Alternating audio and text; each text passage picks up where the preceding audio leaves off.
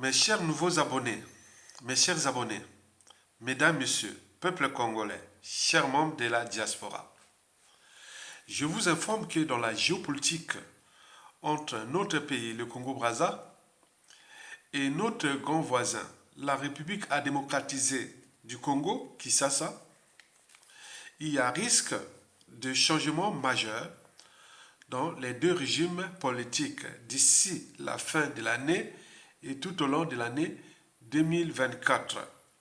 Autrement dit, le président de fait de la RDC actuelle, le président Félix Tshilombo Tshisekedi, et le despote 5 étoiles de la France-Afrique dans notre pays, le dictateur en série Denis Sassou Nguesso, risque grave d'être chassé du pouvoir.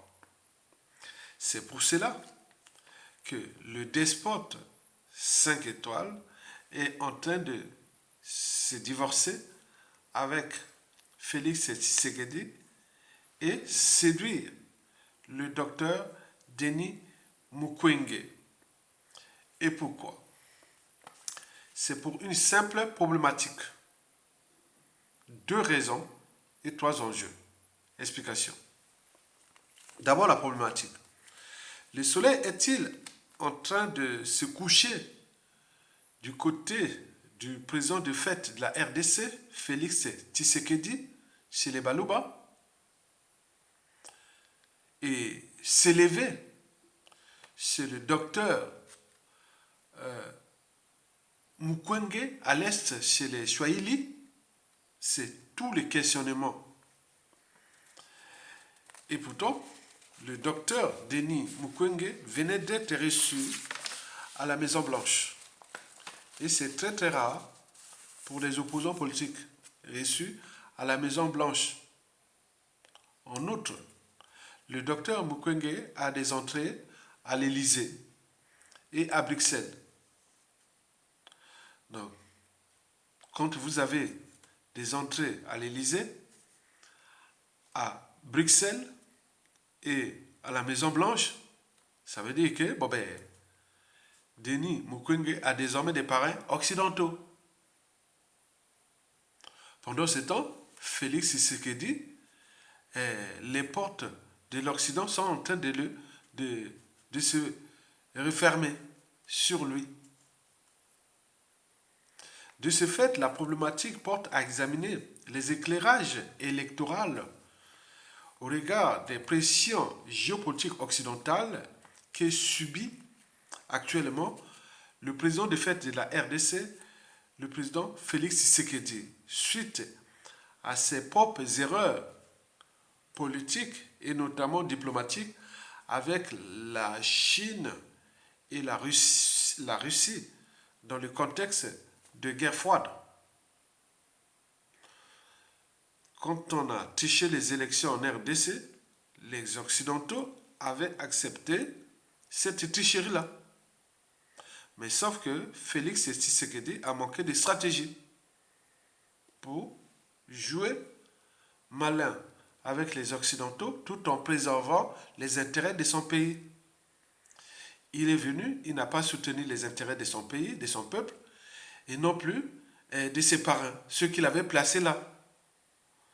À travers les accords d'Addis Abeba et ses parrains ougandais, rwandais et Joseph Kabila. Et n'oublions pas, occidentaux, par l'intermédiaire de la France-Afrique, la fameuse compromission à l'africaine, etc. Donc tout ça a été balayé. Donc Félix Tshisekedi devient un bateau ivre qui n'a plus de soutien occidentaux, que ce soit européens ou nord-américains. Mais du côté de la Chine et de la Russie, ils n'ont pas confiance aussi à Félix Tshisekedi. Parce que Félix Tshisekedi, c'est comme les amis du net. Ça tourne avec le vent. Donc c'est quelqu'un qui n'est pas fiable.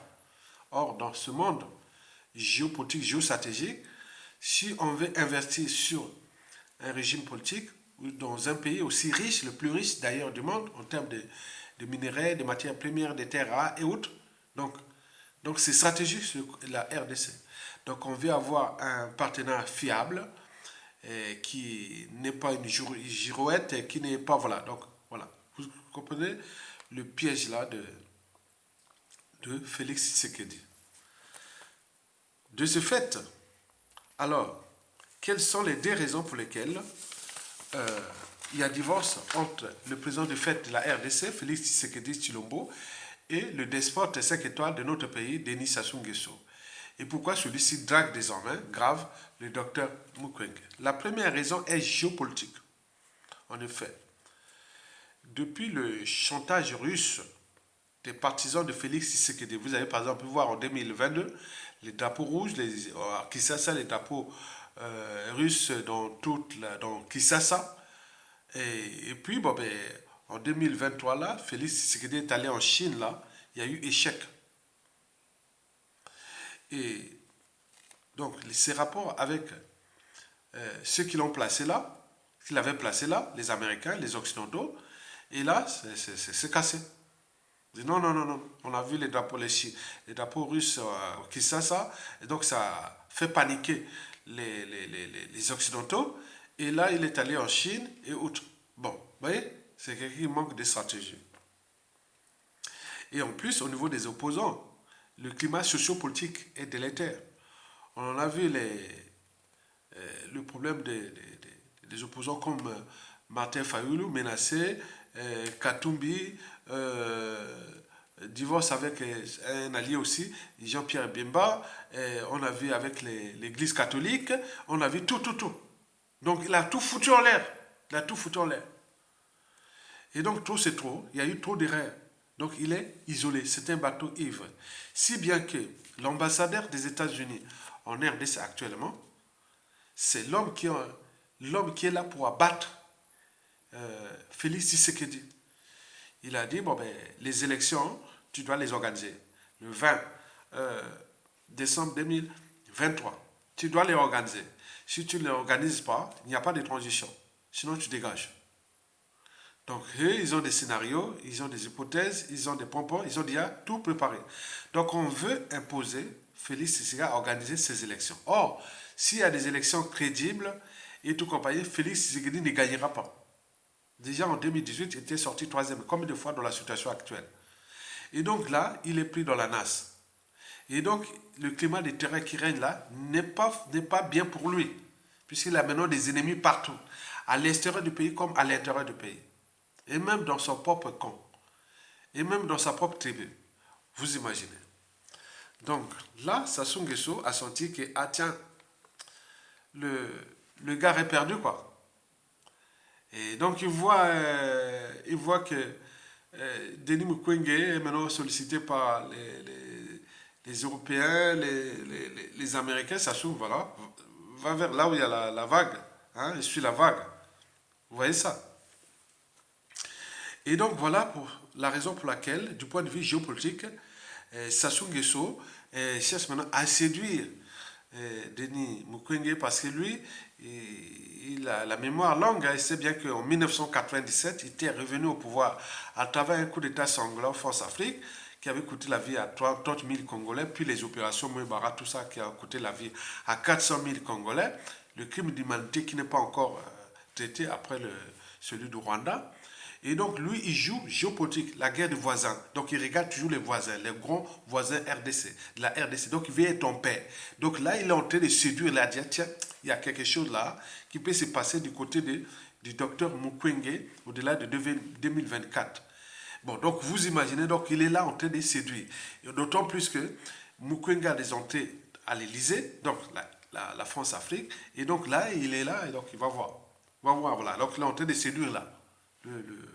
D'être docteur Mukwege en même temps en trahissant Félix Tshisekedi. Si bien que les partisans de Félix Tshisekedi sont en train de charger Sassou Nguesso à travers les médias et réseaux sociaux, hein, que c'est un vendu, c'est un pauvre. Donc les partisans de Félix Tshisekedi sont en guerre contre Sassou Nguesso. Donc le divorce est déjà là. Alors que même Félix Tshisekedi n'a pas aidé la résistance congolaise de Brazza contre Sassou Nguesso. Et voilà qu'ils se retrouvent tous dans la nasse. Parce qu'ils avaient les mêmes parents. Donc maintenant, entre eux, ils ont embrouillé. Les parents ont choisi, peut-être ils vont choisir d'autres camps. Vous avez tout compris. La deuxième et la dernière raison pour laquelle il y a divorce entre Félix Tshisekedi et Denis Sassou Nguesso, et celui-ci drague grave le docteur Mukwege et France-Afrique. En effet, Denis Sassou Nguesso sait bien que lui et le docteur Denis Mukwege ont presque les mêmes parents. Par exemple, la France. Denis Mukwege a fait ses études en France ici, à Angers, c'est ça, non? Bon, il a des entrées à l'Élysée. Il a reçu plusieurs prix d'ici. Voilà, les gens là passent par les cadeaux, par les trucs pour vous. Voilà, pour vous conscientiser. Voilà. Donc il est déjà dans la NAS, c'est vrai. Donc il est rentré dans la France-Afrique, docteur Mukwege.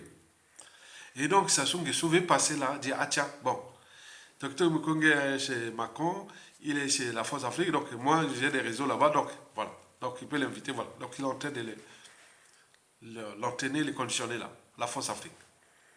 Mais il y a aussi l'Union européenne, puisque Bruxelles, c'est la RDC. Donc l'Union européenne, et il a des entrées aussi à l'Union européenne. Donc ces réseaux-là sont des réseaux qui feront que Denis Mukwege risque de devenir peut-être prochain président de la transition en RDC ou le président de la RDC. Et donc Sassou Nguesso voit là qu'à tiens, si je ne vais pas là, si j'ai un ennemi en face, la République démocratique du Congo, je vais certainement, je vais facilement tomber. Et c'est pour cela que Denis Sassou Nguesso est en train de trahir grave Félix Tshisekedi, puisque les partisans de Félix Tshisekedi, les officiers, les réseaux de Félix Tshisekedi traitent Sassou Nguesso de salaud, de traite, de vendu, de tout. Vous voyez déjà ça. Et Denis Mukwege l'a très bien compris, mais est-ce que ça va marcher? Puisque Sassou vient là-bas, pourquoi? Parce que c'est bien que, bon, Denis Mukwege, s'il prend le pouvoir, s'il arrive qu'il prend le pouvoir, bon, il va certainement aller vers la France-Afrique. Peut-être que Denis Mukwege peut dire à la France-Afrique, ah non, je vais vraiment travailler avec le Congo-Brazzaville et la France-Afrique, mais pas avec Sassou Nguesso.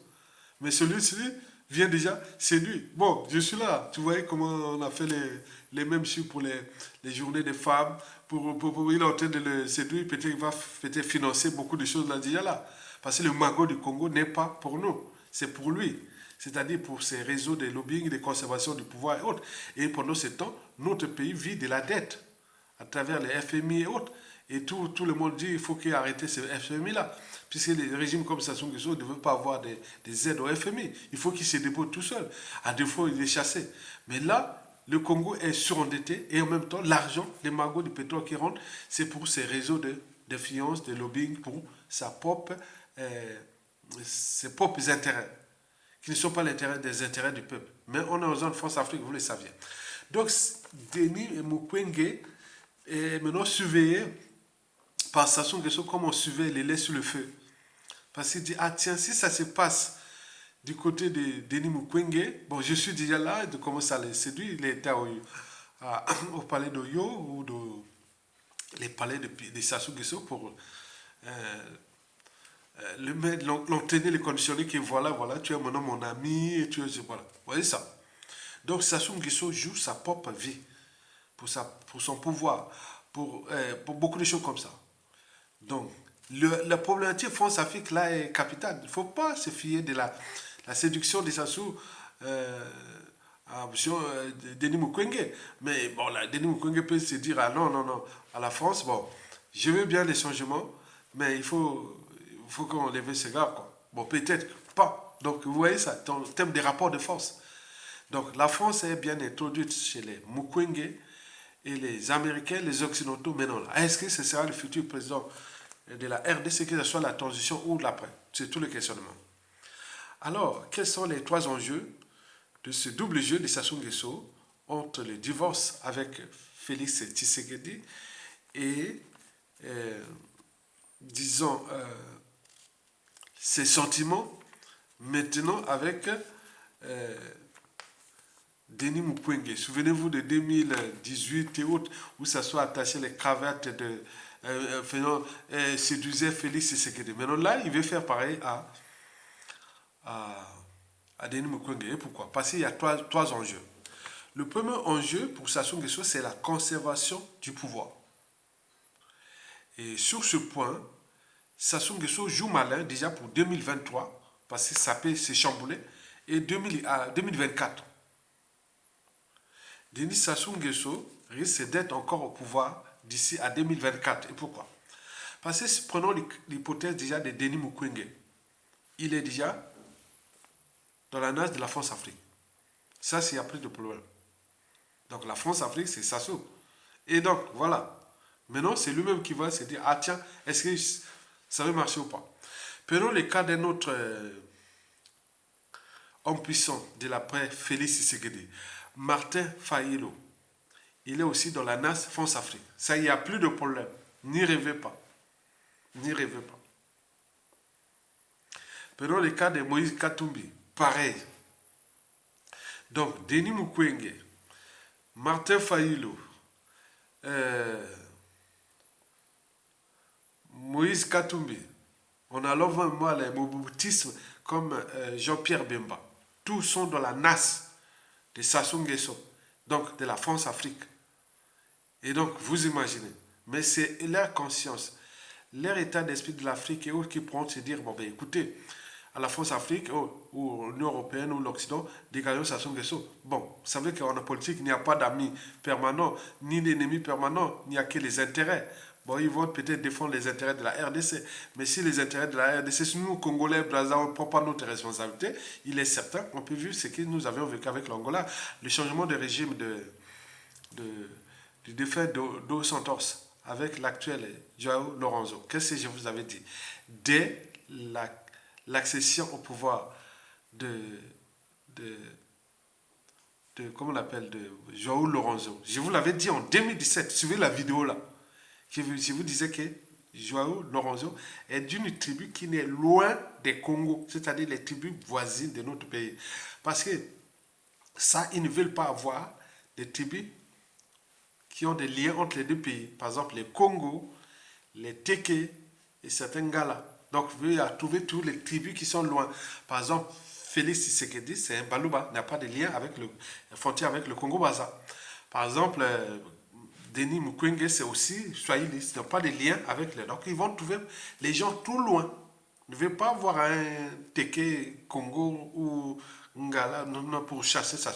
Non, ils veulent chercher. Donc, la situation est pareille. Suivez-moi les vidéos de 2017, quand je vous en parlais que João Lorenzo, son pouvoir ne changera rien de la situation au Congo ou autre. On en a vu pire même. Là, il n'y a pas. Parce que c'est un problème des parrains. Les parrains de João Lorenzo, c'est total. Ce sont les Américains. Et même s'ils jouent la continuité ou la conservation stratégique, les liens avec la Russie ou la Chine, bon, ça reste bien. Mais le régime de João Lorenzo est tenu aujourd'hui par les Occidentaux et notamment les groupes pétroliers Total et autres. Donc, c'est Sassou, autres. Vous voyez déjà ça. Ils sont bloqués. C'est le parrain. Je vous dis que João Lorenzo déteste Sassou Nguesso. Mais il ne peut agir contre Sassou Nguesso parce que c'est des parrains. Donc, c'est comme ça. Donc, vous imaginez. Tant que vous-même, on ne prend pas notre responsabilité, ils n'y viendront pas parce que ceux qui vont les installer au pouvoir, que ce soit en RDC en 2023, fin 2023 à 2024, ce sont des parrains qui sont là où il y a la France-Afrique aussi. Donc, vous imaginez. Maintenant, le reste, c'est les rapports de force. Maintenant, si nous établissons les rapports de force, celui qui viendra en RDC, il pourra nous donner un coup de main. Mais sinon, on est là en train de se diviser, râler, jouer aux amalgames nord, sud, est, ouest, et autres, au lieu de s'entendre avec les gens qui ont la même mission que vous, c'est-à-dire du nord au sud et de l'est à l'ouest, de la pointe de Bétou jusqu'à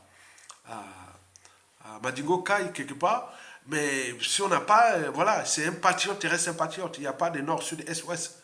Donc si vous restez là, ça donne l'énergie nécessaire à la conservation du pouvoir de Sassou Nguesso. Donc, le premier enjeu là est stratégique pour Sassou, la conservation du pouvoir. Parce qu'il a peur de payer la rançon de la gloire, c'est-à-dire l'humiliation, comme on en a eu tous les dictateurs, ils sont passés toujours par l'humiliation, ils ont fui, ils sont en exil, ils sont abandonnés, d'autres, voilà tout ce qui s'est passé.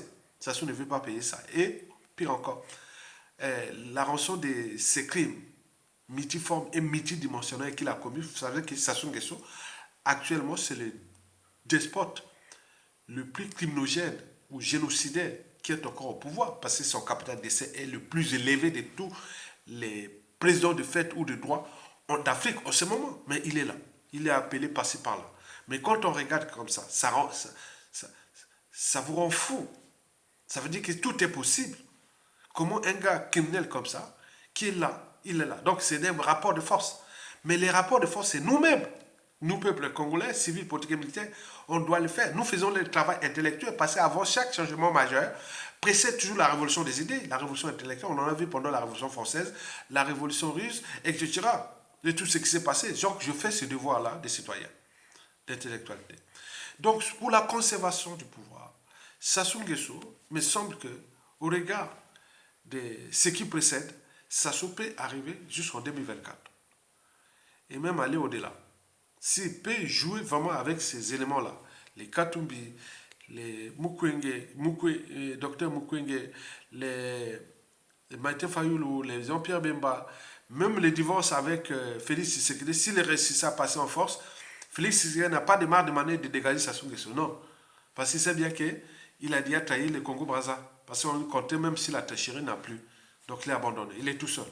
Il va se réfugier où? On ne sait pas. Bon, donc voilà pour le premier enjeu pour Sassou Nguesso qui joue doublement. C'est quelqu'un qui est le champion de la ruse. Sassou, c'est le champion de la ruse. Vous le savez très bien. Le deuxième enjeu, c'est celui de la dynastie. Parce que vous savez que la RDC, malgré tous ces chamblements en cours, mais nous, le Congo-Brazzaville, on surveille la RDC comme on surveille les laits sous le feu. Pourquoi? Parce que Sassou Nguesso a un élément qui est là, qui s'appelle Christelle Sassou Nguesso, qui est la maman zaïroise, qui veut placer. Donc, il veut passer par les réseaux zaïrois et tout ça par le contexte là qu'on veut placer ça. Mais en RDC, il y a des gens qui n'aiment pas Denis Christelle Sassou Nguesso, puisque pendant les opérations Mbata Makolo, de 2013-14, il n'a rien réagi au niveau des parents. Voilà, donc c'est leur affaire. Hein. C'est l'affaire entre Kiki, Coco, Kaka, Pipi et leur papa au moment que Sassou partira. C'est pas nous, hein, c'est leur affaire, c'est pas l'affaire du Congo. Parce que son fils, Christelle, était là. Même s'il a apporté plein des Aïrois qui travaillent dans le pétrole, qui ont pillé les ressources de notre pays, le Congo-Brazzaville, ils sont en train de tout voler là. Bon, c'est très bien pour eux. Mais chaque chose a un début et une fin. Donc là, nous, la RDC là, il y a des gens qui sont, la RDC disent, bon, mais pourquoi pas installer Denis Sassou Nguesso, successeur de son papa. Et donc, ce qui fait que nous, pour les patriotes, par les nationaux congolais de Brazzaville, ça devient fou. Et donc, nous éveillons les militaires et tout le monde que voilà, il y a le risque là. Le risque est là. Ce qui se dessine en RDC. Il risque de, si, et seulement si, il y a l'appui des Occidentaux, il risque d'installer Denis Sassou Nguesso chez nous. D'accord, puisque nous sommes devenus des moutons. Donc, c'est ça, c'est un truc de signal d'alerte. Donc, le deuxième enjeu pour Sassou, c'est la dynastie. Donc, c'est dit, ah tiens, c'est celui qui pourra protéger sa dépouille et tout compagnie. Donc, vous avez compris, très bien. Le troisième et dernier enjeu reste, c'est France-Afrique. Vous savez que Sassou était ici lors de sommet sur le nouveau pacte financier mondial. On dit que ce fut un échec, hein, accouché d'une souris et tout compagnie. Mais lors de ce sommet-là de Paris qui s'est passé entre le 22 et le 23 juin 2023 là, à Paris, dans le deuxième arrondissement du côté de la Bourse. Et donc, on s'est parlé de la Bourse, hein, Bonia, voilà. Et donc, voilà, il a dû recevoir des ordres, des consignes et tout compagnie. Mais on ne sait pas les consignes et les ordres qui ont été donnés à Sassou Nguesso au regard de la situation en cours en RDC et géopolitique, du chamblement actuel. Vous savez que la France ne veut pas perdre le Congo-Brazzaville. Hein? Ben oui, un pays stratégique. Nous sommes stratégiques pour la France parce que le Congo-Brazzaville souffre sur la RDC, l'Angola, donc avec l'Afrique australe et l'Afrique de l'Est. Donc c'est stratégie le Congo-Brazzaville pour la France. Donc je ne veux pas perdre, mais les divorces est déjà presque consommé entre la France-Afrique et le Congo au regard du contentieux historique et de la situation actuelle. Donc il y a des tensions. Bon, c'est pour cela, bon, on a vu à travers les médias France-Afrique demander la libération des prisonniers politiques, dont le général Jean-Marie Michel Mokongo, et les ministres ont dit au Comité pour apaiser les tensions. Est-ce que ce sont là des signes ou des moyens ceci? Mais ici et seulement si euh, Sassou Nguesso reçoit des pressions de la France-Afrique, mais pourquoi il n'y tient pas? Parce que les rapports de force ne sont pas encore. Sassou, c'est encore l'homme de la France-Afrique. Contre notre pays, contre nous. Et la France, elle le sait très bien. Sait très bien. Donc, il faut se dire que ce qui va se passer, par exemple, en RDC, bon, les Américains vont peut-être mettre des pressions comment on appelle, à la France-Afrique, comme le fut à la fin de la Deuxième Guerre mondiale. Hein. S'il y a eu décolonisation de l'Afrique noire francophone, c'était les Américains qui avaient imposé à la France, dans le cadre du Deuxième Ordre mondial, que bon, il faut décoloniser, en même temps, on va te donner le rôle des gendarmes de l'Afrique. Tu auras beaucoup d'États que tu peux avoir la voix au niveau des Nations Unies et le Conseil de sécurité avec les droits de veto. Il avait accepté, mais cet ordre est déjà terminé depuis la fin de la guerre froide en 1989. Maintenant, là, nous vivons un troisième ère mondial qui est à l'apogée, puisqu'avec la montée de la Russie, de la Chine, le monde multipolaire et tout compagnie, même le modèle occidental ne passe plus dans le contexte actuel. Puisque l'Occident, c'est quoi? La liberté, la démocratie, la souveraineté des peuples, le libre marché, le libre échange et tout ça c'est caduc. On regarde ce qui se passe en Afrique et en particulier en zone France-Afrique. Donc par conséquent, l'Occident, ces valeurs occidentales deviennent caduques à la jeunesse africaine actuelle. Puisqu'on voit bien les résultats. Regardez bien au Congo-Brazzaville, on change de constitution. On fait des élections, on triche, on emprisonne le président élu. On va tuer les gens. En 2021, pareil. On vient tuer quelqu'un qui est élu. Et là, c'est quoi les valeurs occidentales, ou France, Afrique, autre? Donc, c'est caduc. Donc, c'est ce changement-là qui est peut-être les rapports de force-là, où parler, voir encore les États-Unis qui avaient une valeur ajoutée envers la jeunesse africaine à l'époque. Maintenant, aujourd'hui, les gens ne regardent plus les États-Unis. Donc ils voient que ça devient le problème aussi de l'Afrique, l'Occident, et même l'Union européenne et tout compagnie. Donc il faut voir ces chamboulements en cours qui aura des impacts déjà à l'échelle du grand voisin, la RDC, puisque tout se dessine là-bas. Les matières premières. Je vous ai fait des vidéos, 3 vidéos très importantes sur la géologie des minéraux, comment reconnaître les minéraux, comment j'ai fait une bonne vidéo, mais elle a été vue peut-être 2000 fois. Les gens comprennent vraiment technique, comment les minéraux, donc c'est là-bas où ça va se passer, en Afrique, le bassin du Congo. Et donc notre pays compte beaucoup, parce que nous sommes adossés à la RDC par la culture, Bantou, les tribus, les ethnies, c'est pareil, et voilà, beaucoup de choses. Donc ce qui va se passer en RDC, on ne sait pas. Qui peut-être vont dire, ah oui, ben, Sassou, il faut qu'il dégage aussi. On ne veut plus rester avec ce gars-là. En face, c'est eux qui foutent les bazars. On n'est plus autant de Mobutu. Sassou, c'est Mobutu. Hein? Donc, c'est passé depuis 27 ans. Et donc, il faut s'en rendre compte de cette situation-là. Que le contexte est favorable à nous, peuples d'Afrique, et en particulier d'Afrique centrale, mais il nous manque les hommes et femmes politiques. Et ils ont encore des parrains occidentaux. Et donc, ces parrains-là, ils ne cherchent pas à les décoloniser mentalement, mais ils sont encore colonisés mentalement.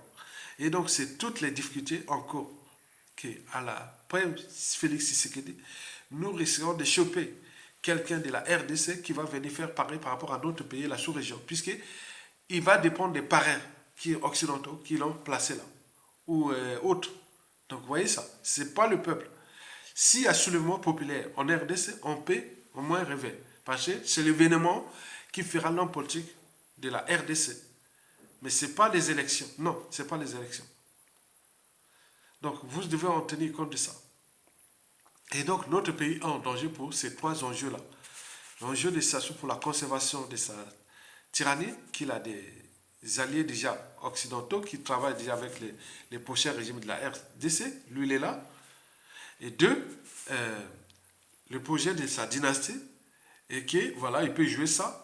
Donc, si nous, on ne prend pas conscience de ça, on va encore choper un Idriss Déby bis ou les Bongo bis ou il y a des bis dans notre pays. Vous voyez ça?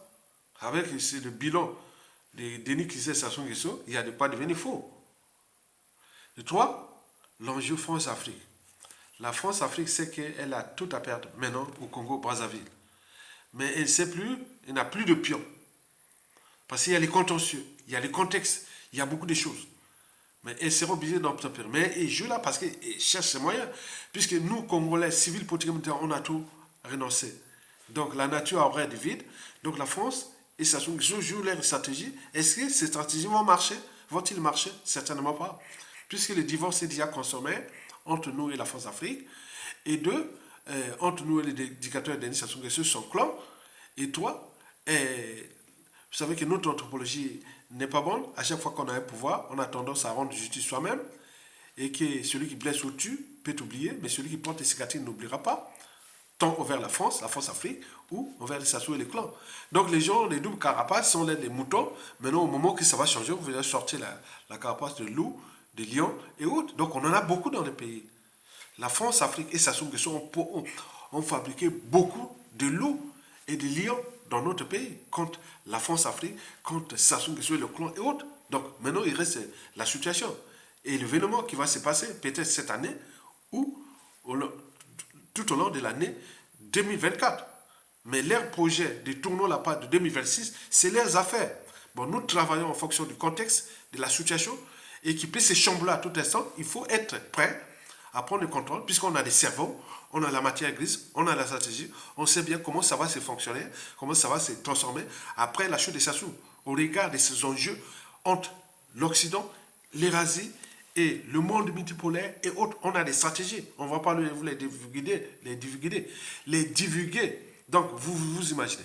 Likez, partagez et soutenez la résistance en cliquant en bas. C'est une bonne nouvelle que nous continuons cette lutte-là. Tokolonga, vivement la lutte, seule la lutte libère, mais nous sommes sur la bonne voie. Merci beaucoup. À bientôt. Tokolonga.